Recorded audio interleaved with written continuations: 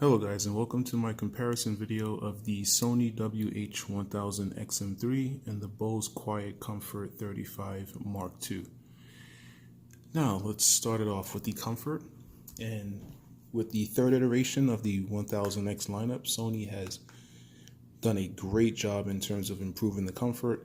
It's lighter than its predecessor, as well as the ear cups being more accommodating in terms of more room for your ears to reside in.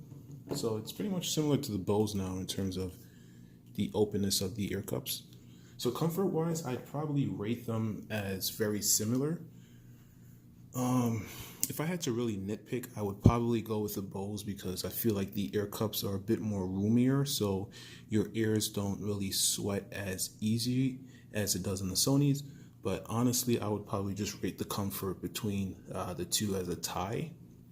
Moving over to the active noise cancellation performance,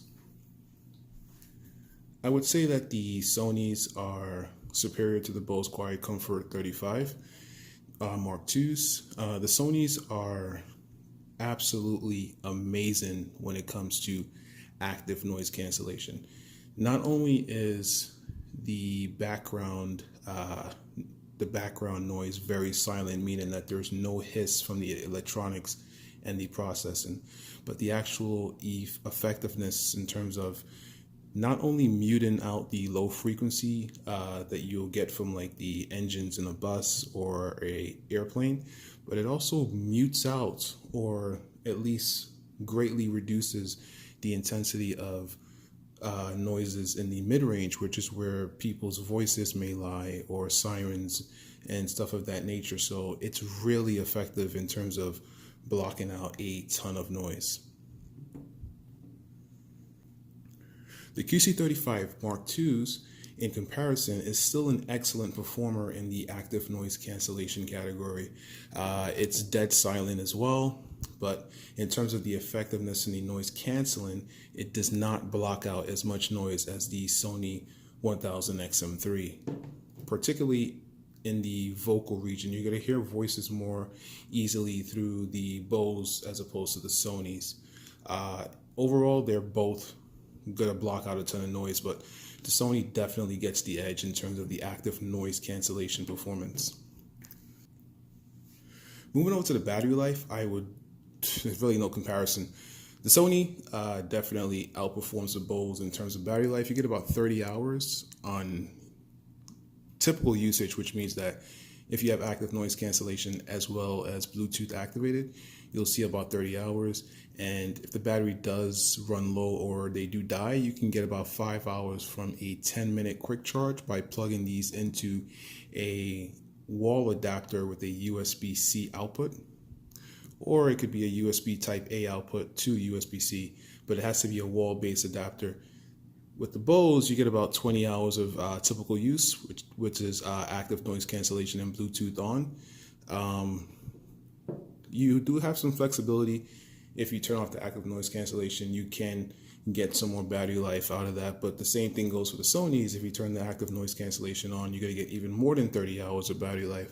So the Sonys easily take the crown here in terms of battery life. It's amazing. I've used these for about, I'd say, a week and a half, and I had to charge them, whereas with these, I'd probably have to charge them after about 4 days or so of typical usage. Moving over to the build quality and the looks, I would, in my subjective opinion, give these Sonys the win in terms of the looks. I feel like it's sleeker, whereas with the Bose, you can see the screws exposed. Kind of takes away from the sleek overall aesthetic and modern look. You can see the hinges a lot more often with the Bose, and it kind of just looks dull, and compared to the Sony's more streamlined and smoother appearance. It looks more modern, I believe, on the Sonys. In terms of wearing them on your head, they both look pretty good because their footprint contours to the sides of your head, so they don't really stick out. So I would give them the tie in terms of the looks on your head in terms of the footprint, but the overall design, I would give the Sonys the crown for that. Build quality, Honestly, I'd probably give these a tie. They're both predominantly made of plastic, but in terms of the integrity and the feeling of if they can break easily, I feel like they're both pretty well built. The Bose probably feels a bit more flexible, but overall they both feel like well built headphones. I still wouldn't want to throw these around. I would want to use their case. Their cases are both excellent, so definitely try to put them in their case when you're done using them. But these are both well built headphones, and I don't really see them breaking if you do take care of them. Going over the features, this is kind of like a landslide. The Sonys take the cake again. They support the most Bluetooth codecs from aptX, aptX HD, Sony's LDAC. You have AAC for iOS devices. You have the standard SBC, which is pretty much for all Bluetooth devices. So you have all of those Bluetooth codecs, whereas with the Bose, you only get SBC and AAC for iOS devices. So if you're using an Android device that isn't 8.0 or Oreo and later, you're probably going to be stuck with Bluetooth SBC transmission codec if you're using a Bose headphone. In terms of the controls, the Sony's has a touch interface, so you can manipulate your controls, your calls, and summon your voice assistant all by swiping or pressing and holding or double tapping in various gestures. The Sony's also has a optimizer, which is great for fine-tuning that noise cancellation depending on the altitude, as well as just to fit on your head. And you can also switch this button over in the app to be used to summon your Google Assistant. So you do have a lot of flexibility here with the Sony's, especially the headphone controls. Power button, if you press it while it's on, it'll tell you the battery life. And you have your 3.5 millimeter headphone out, so you can use these for passive listening in case the battery dies, or if the battery is dying, you want to conserve that bit of battery. Bose, on the other hand, on the Mark IIs, you have the ability to use your smart assistant of choice, Google Assistant or Alexa, by pressing that button, or you can set it to adjust between high, low, and off for your noise cancellation. You have your standard 3-button array for your media controls and using it for phone calls and stuff of that nature. Micro USB. The Sonys have USB-C, which is a lot more recent. Pretty good if you are using a recent Android. You pretty much just need one cable, and if you have a more modern laptop, you'll probably just need one cable for everything to charge your headphone, your phone, and your computer. Whereas with the Bose, you're going to still need that legacy micro USB cable. Bose also has the ability to use a 3.5 millimeter input to passively connect, but in terms of feature set, the Sonys win by a landslide. There is a tad bit caveat here, and the Bose does have a more seamless method of connecting two devices at once, which is very important to some people. So suppose you want to have your phone and your computer connected simultaneously to the headphone. The Bose, as well as its app, is a lot easier to get that set up with, as opposed to the Sony's, which is a lot troublesome in comparison.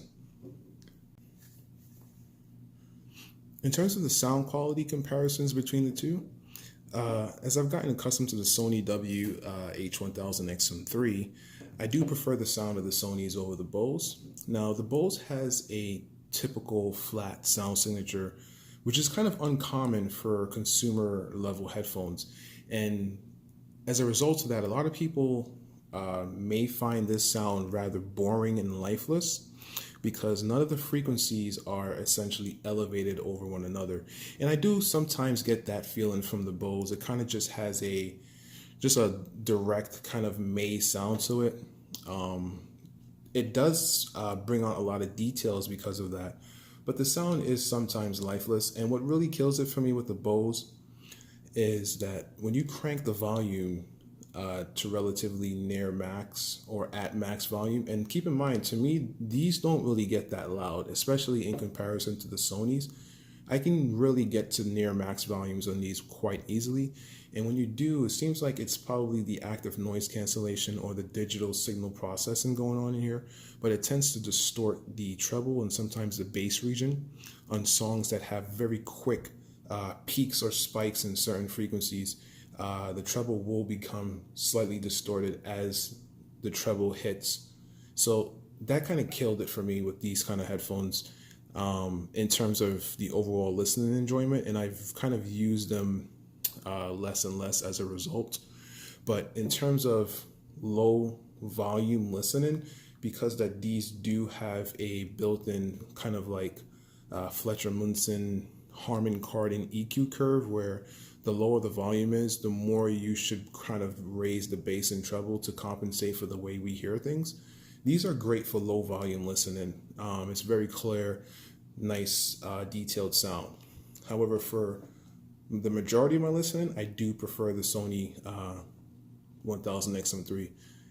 The sound of the Sonys are very smooth, very kind of like, it's a spacious sound. The bass is pronounced, but it works. It definitely works, especially for the environment that you're taking these out into. It basically is a forgiving sound. It's a sound that a lot of people will love. I still don't really think that these are the last word in terms of detail and being analytical and bringing out every nuance in your music, but these are very, very pleasurable to listen to.